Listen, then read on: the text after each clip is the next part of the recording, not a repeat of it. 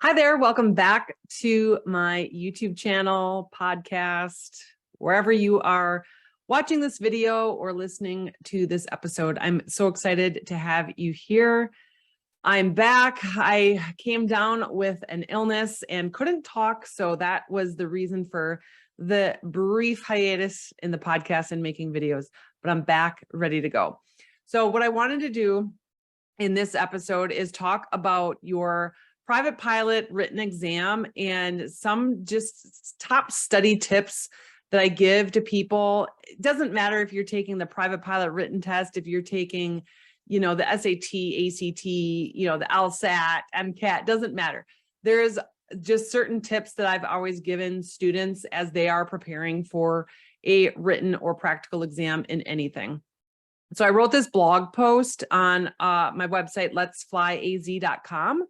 And I wanted to talk about it. Let's talk about it in this episode, this video. Let's get into it. So I put together some of my just sort of top tips that I give students of anything really, but in this context, it's for preparing for your private pilot written exam. So, it can be a tough test to prepare for. There's a lot of information that you need to know. You need to look at that airman certification standards and know absolutely everything on there. And, there's just a lot. There's a lot to study. It can be overwhelming. It's a whole new world. It's not like taking your driver's test where it's, sort of this world that you've been operating in. If you haven't really been in aviation for very long, this is a new world for you, especially since we're operating in airspace and 3 dimensions and all that fun stuff. So, with the right tools and strategies, you can make this happen. You can certainly prepare for this written exam. Things get tougher as you get older. I took the private pilot written exam when I was 19 years old, and I did not have all of the life responsibilities that somebody at my current age in her mid 40s has. And so you might be in that same boat, that you've got all these other responsibilities in your life, family, kids, mortgage that has to be paid, working 50 hours a week. There's all this other stuff, okay? And now you're trying to fit in this new thing. You're trying to accomplish this goal that you have to do some training for. And so you've got to figure out a way to make it all work, right?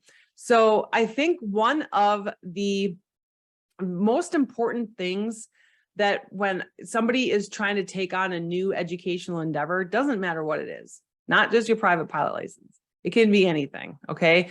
The most important thing is to make a study schedule and stick to it.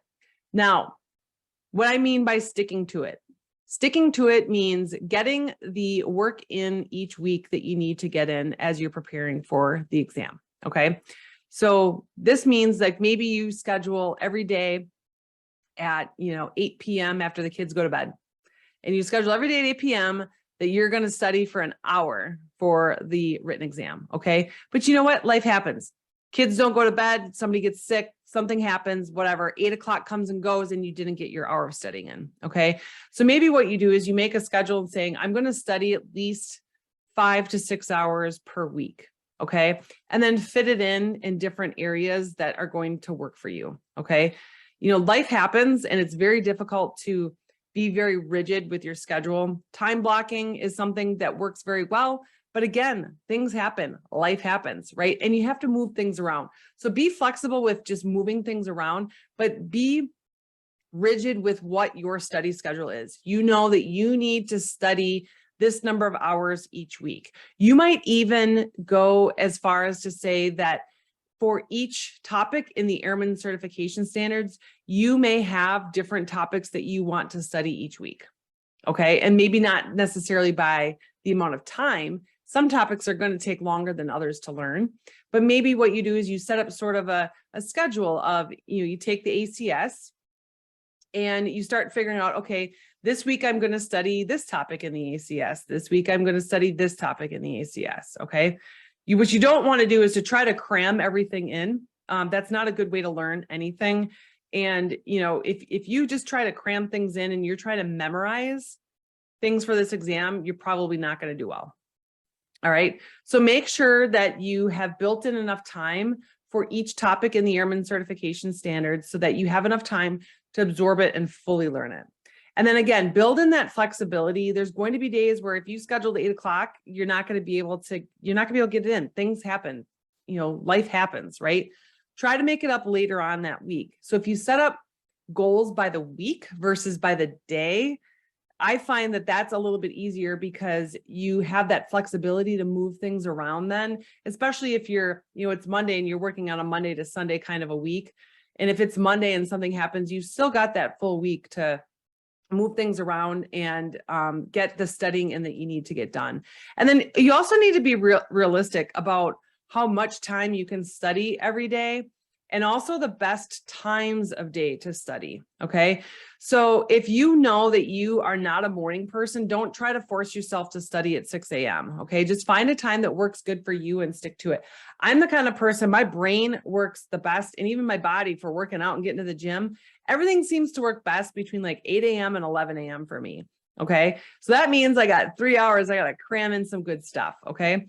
So what you want to do is just sort of think through, when is it that you have the most brain power, and try to schedule your studying around that particular time. Now, that doesn't always work with jobs and maybe some of the requirements that your boss has of you, but you start thinking along the lines of, what is not a good time for me to study? Okay. I know after about 4 or 5 o'clock each day, my brain's we're kind of slowing down for the night, right? So it's probably not a good time for me to schedule some study time.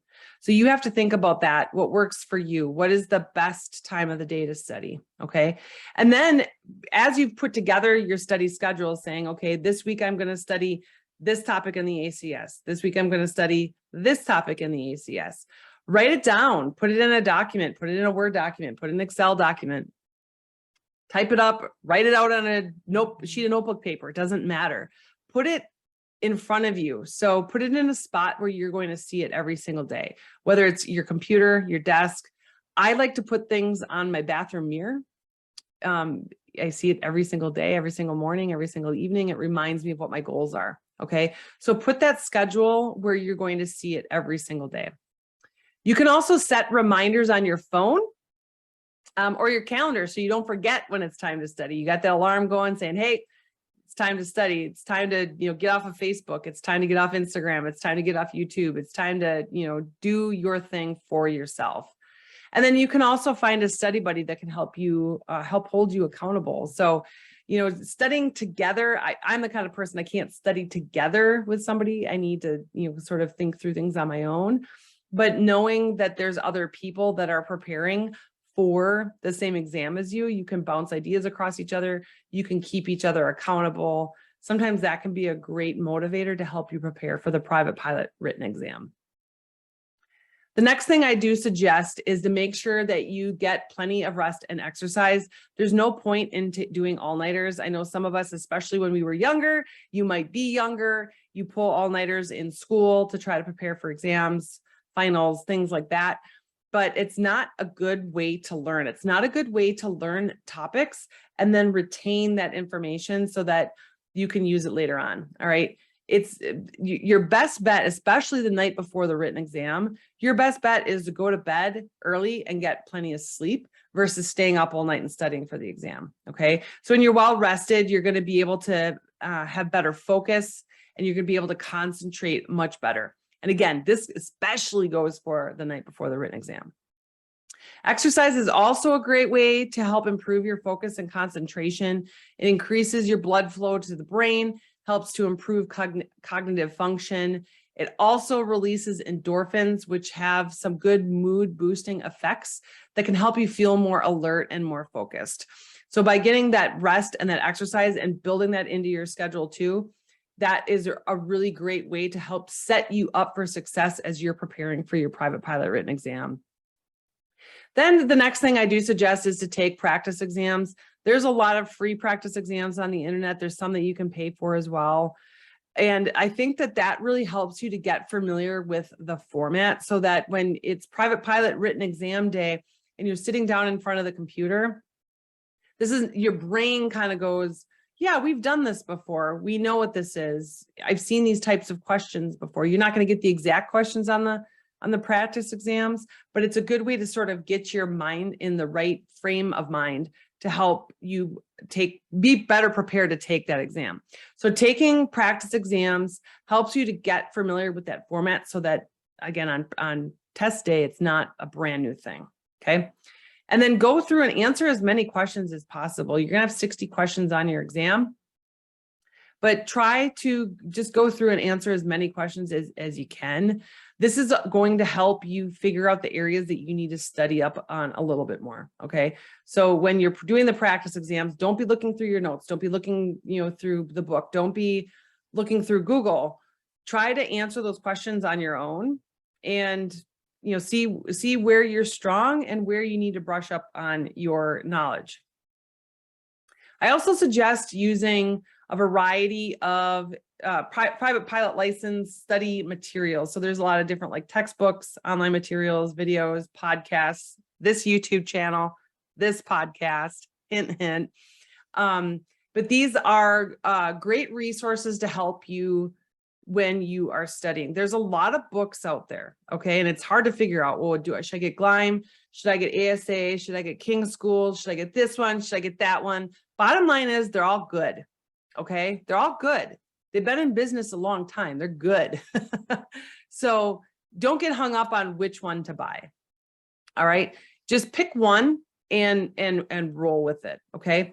And so there's a lot of really great resources that come with some of these kits. So you'll get these kits, there'll be books, there'll be some videos that might go with it. You'll get a flight computer, an E6B, a plotter, you'll get all sorts of different stuff. And I've got a link here to the GLIME private pilot written exam study materials on the blog post. I'll put this in the show notes and I'll also put it in the description of the YouTube video as well.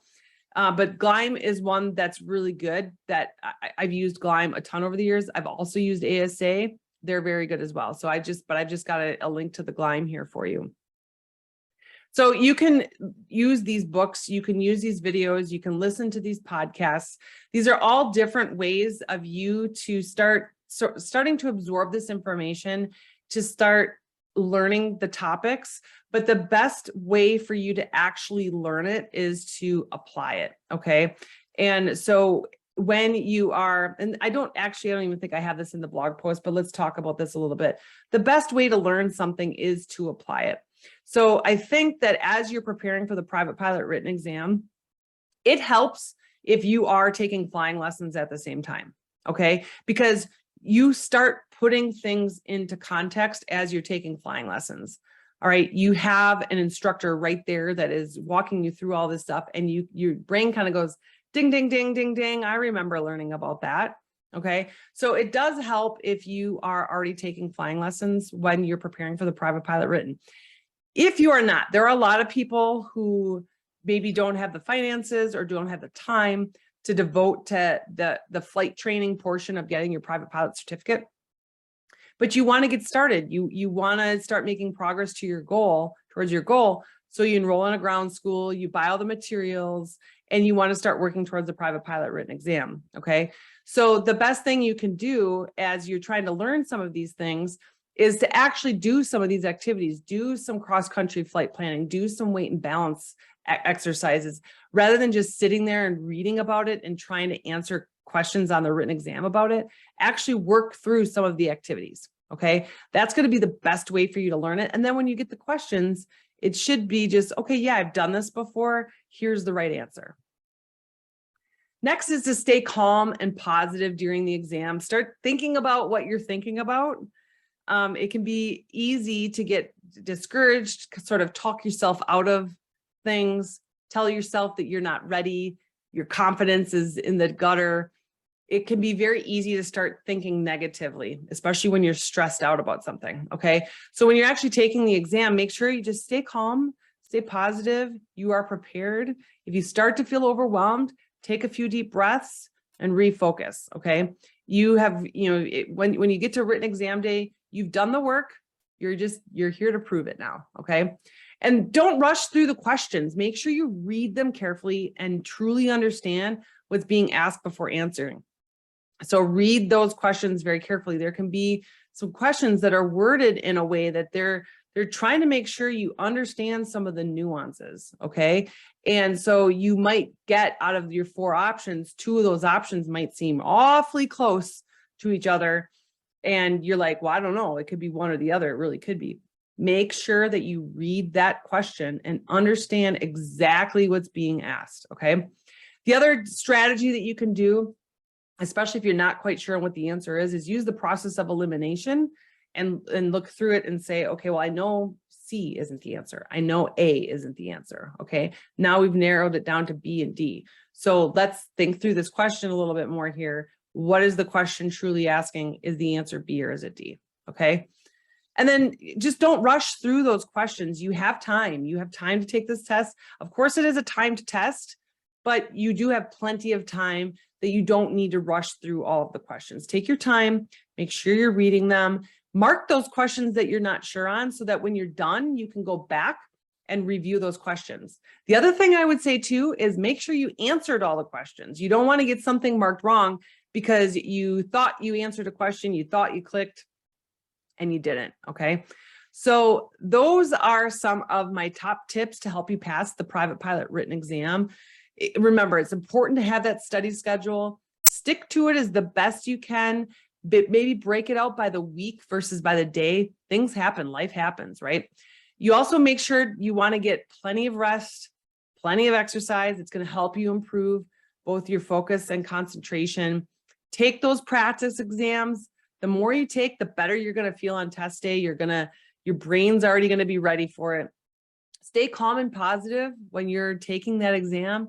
If you feel a little overwhelmed, take a few breaths and refocus, and then just don't rush through those questions. Make sure that you truly understand what's being asked before you answer the questions. So follow those tips. If you have other tips, I'm sure that there are way more tips than I could go over here in just this one blog post in this episode here. But if you have other tips for other people that might be reading this, you can feel free to leave in the comments on my YouTube channel. And again, the links will be in the show notes. Everything will be there so you know exactly where to find it. But head over to YouTube channel, leave some tips in the description, or I'm sorry, in the comments of what were some of your tips when you were preparing for the private pilot written exam? What helped you prepare for it? It might help somebody else who's coming back and reading through the comments on this video. So thank you for joining me. I'm glad to be back, feeling better. We're doing good here. So make sure to head over to letsflyaz.com, check out the blog, check out the podcast, check out all of our great resources that we have there. I'm building some excellent resources to help you prepare for all of your FAA written exams, including the private pilot written exam. And I will see you guys in the next episode.